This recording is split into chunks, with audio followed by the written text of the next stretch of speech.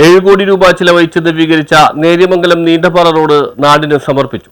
7 കോടി രൂപ ചിലവഴിച്ച് ആധുനിക നിലവാരത്തിൽ നവീകരിച്ച നേര്യമംഗലം നീണ്ടപാറ റോഡിന്റെ ഉദ്ഘാടനം വിദ്യാഭ്യാസ വകുപ്പ് മന്ത്രി വി ശിവൻകുട്ടി ഓൺലൈനായി നിർവഹിച്ചു.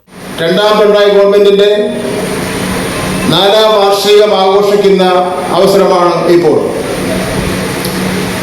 കാസർഗോഡ് മുതൽ തിരുവനന്തപുരം വരെ വിവിധ പരിപാടികൾ ആസൂത്രണം ചെയ്തിട്ടുണ്ട്. പരിപാടികൾ എന്ന് പറഞ്ഞാൽ ഈ 4 വർഷക്കാലം കൊണ്ട് ഈ ഗവൺമെന്റ് നടത്തിയ പ്രവർത്തനങ്ങൾ, വികസന പ്രവർത്തനങ്ങൾ എക്സിബിഷൻ രൂപത്തിൽ, അതുപോലെ തന്നെ 1ാം പിണറായി ഗവൺമെന്റ് കാലഘട്ടത്തിൽ ചെയ്ത വൻകിട പദ്ധതികളുടെ തുടർച്ച, ഇതെല്ലാം പ്രദർശിപ്പിക്കുന്ന എക്സിബിഷൻ 14 ജില്ലകളിലും സംഘടിപ്പിച്ചിരിക്കുക. UDF പാർട്ടികൾ ഈ വാർഷിക ആഘോഷത്തിനെ ബഹിഷ്കരിച്ചിരിക്കുക. അവർ ബഹിഷ്കരിച്ചെങ്കിലും വൻപിച്ച ജനക്കൂട്ടമാണ് ഈ ആഘോഷ പരിപാടിയിൽ പങ്കെടുത്തുകൊണ്ടിരിക്കുന്നത്. തലസ്ഥാന നഗരിയിലാണ് സമാപനം കുറിക്കുന്നത്.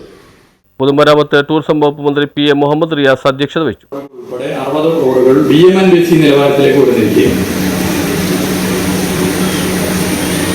ഇന്ന് നമ്മുടെ രാജ്യത്ത് റോഡ് നിർമ്മാണ രീതിയിൽ ഏറ്റവും ഉയർന്ന ഗുണനിലവാരം ഉറപ്പുവരുത്താവുന്ന നിർമ്മാണ രീതിയാണ് BMNBC.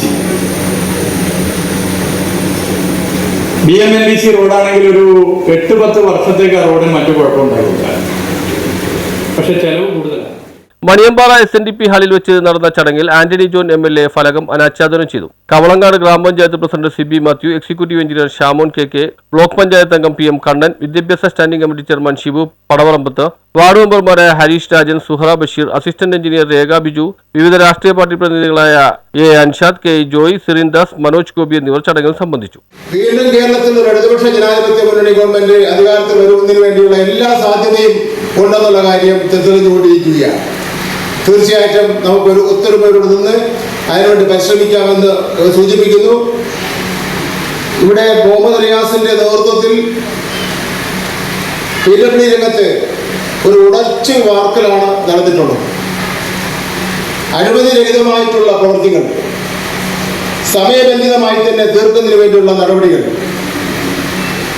ചെയ്യുന്ന നിർമ്മാണ പ്രവർത്തനങ്ങളുടെ നിലവാരം നിലനിർത്തുക, ഇതെല്ലാം മുൻകാലങ്ങളിൽ നമുക്ക് കാണാൻ പോലും കഴിയില്ല.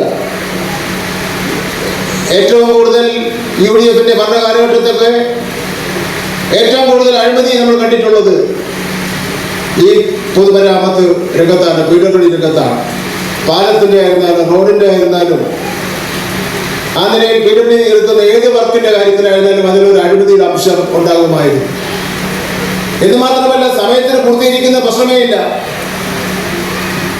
അതിൽ നിന്നെല്ലാം മറികടന്നുകൊണ്ടാണ് PWD രംഗത്ത് ഒരു മാതൃകാപരമായ പ്രവർത്തനം സംഘടിപ്പിക്കുന്നതിന് വേണ്ടി മുഹമ്മദ് റിയാസിന്റെ നേതൃത്വത്തിൽ കഴിഞ്ഞിട്ടുള്ളത്. അതിന് ഞങ്ങളുടെ എല്ലാം പിന്തുണയുണ്ട്.